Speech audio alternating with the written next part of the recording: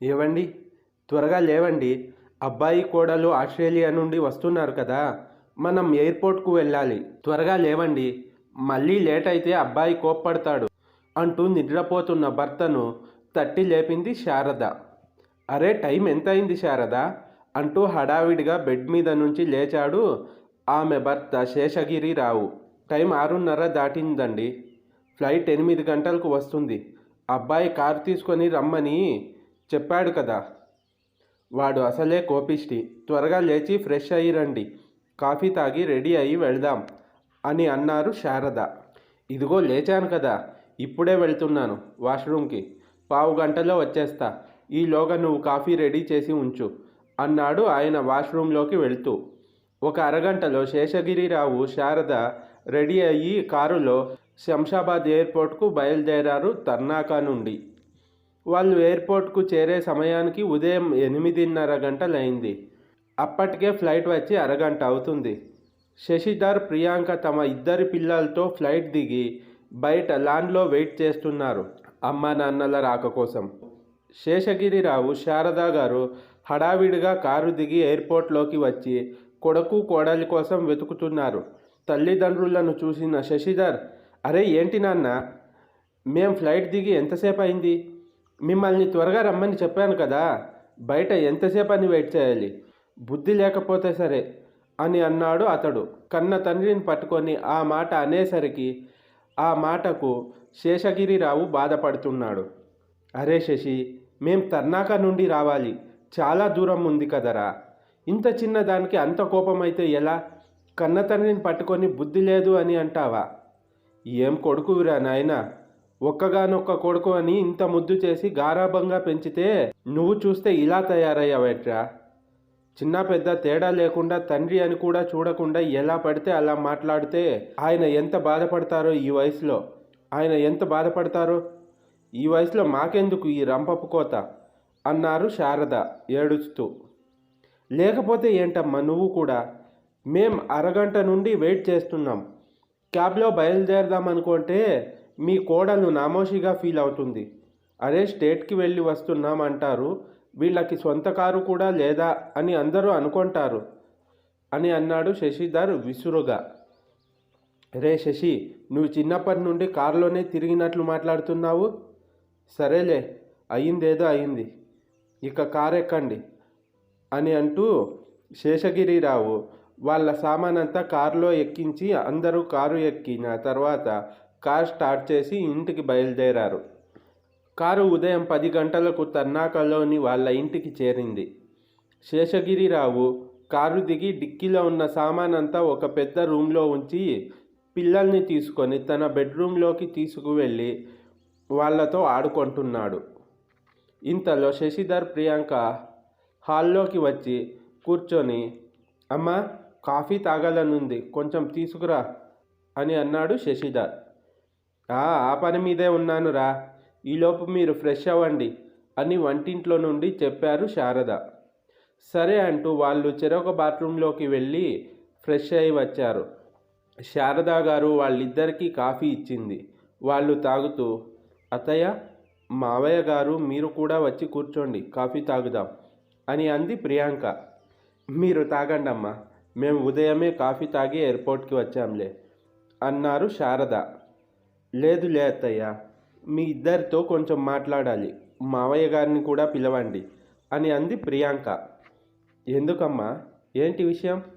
మా ఇద్దరితో ఏం పని అని అడిగింది శారద. ఏం లేదులే అమ్మా, మిమ్మల్ని మాతో పాటు ఆస్ట్రేలియా తీసుకువెళ్ళాలని అనుకుంటున్నాం.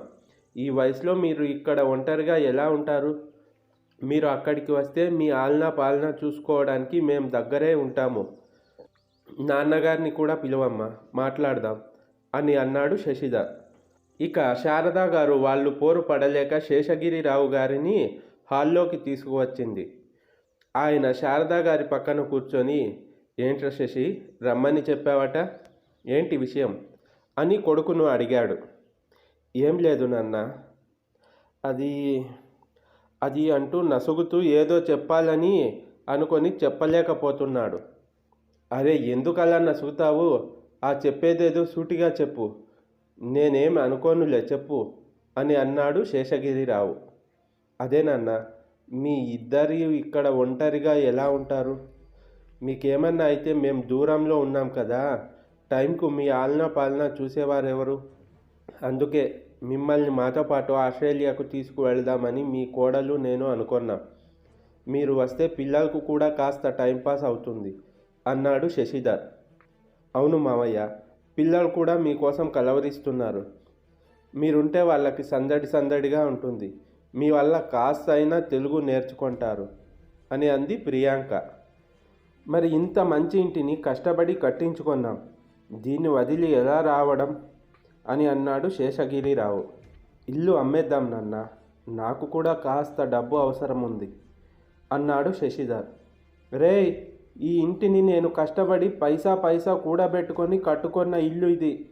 ఇది అమ్మేస్తే ఫ్యూచర్లో మేమెక్కడ ఉండాలి అని అన్నాడు శేషగిరిరావు. ఇంకా మీకు ఫ్యూచర్ ఏముంటుంది నాన్న, పోయే రోజులే. కానీ మీరు ఇంకా ఏం సాధించాలని? హాయిగా చివరి వరకు మా దగ్గరే ఉండండి, మీకు ఏ ఇబ్బంది లేకుండా చూసుకుంటాం అని అన్నాడు శశిధర్. రేయ్, మీ మాటలు నమ్మి మేము ఇల్లు అమ్మేసి డబ్బు మీ చేతిలో పెడితే రేపు నాకేమైనా ఆరోగ్య సమస్యలు వస్తే మమ్మల్ని ఎవరు చూస్తారో అన్నాడు శేషగిరిరావు. అదేంటి నాన్న, మేం లేమా? తల్లిదండ్రులను ఆ మాత్రం చూసుకోలేమా అన్నాడు శశిధర్.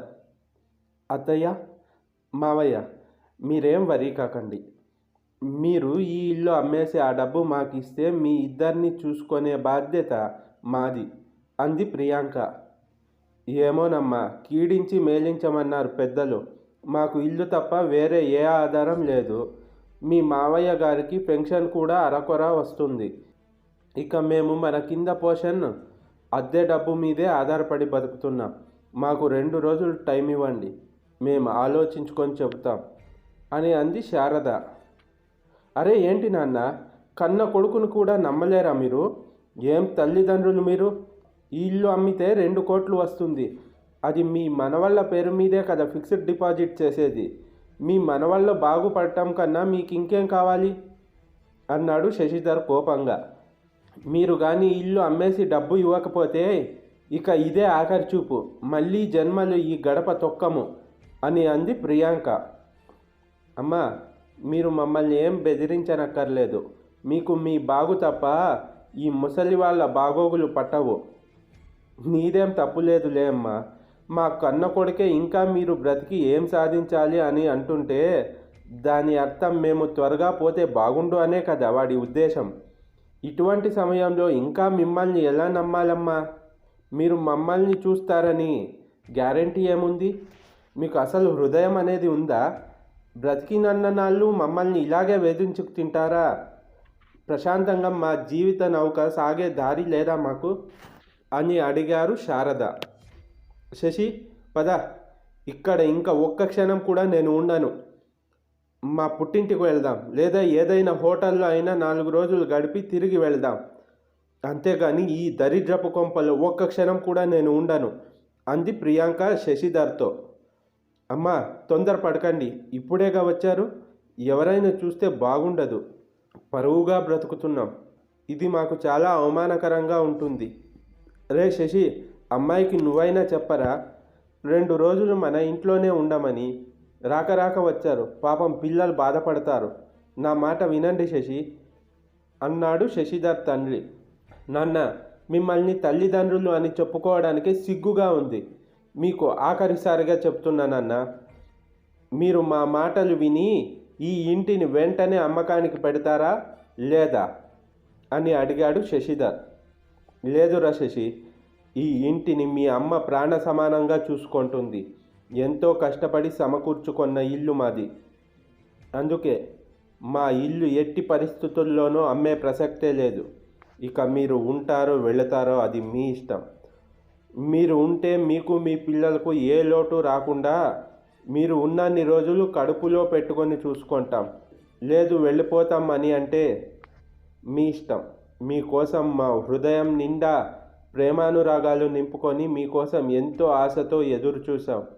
మీరు కాళ్ళ దన్నుకొని వెళ్ళిపోతామంటున్నారు. సరే, మీ ఇష్టం. ప్రేమానురాగాలు నింపుకొన్న మా హృదయపు ఓడ ఎవ్వరి కోసం ఆగదు. అది ముందుకు సాగుతూనే ఉంటుంది తీరం చేరడానికి అని అన్నాడు శేషగిరిరావు. శశిధర్, ప్రియాంక, శేషగిరిరావు, శారద మాట్లాడిన మాటలకు కంగు తిన్నారు.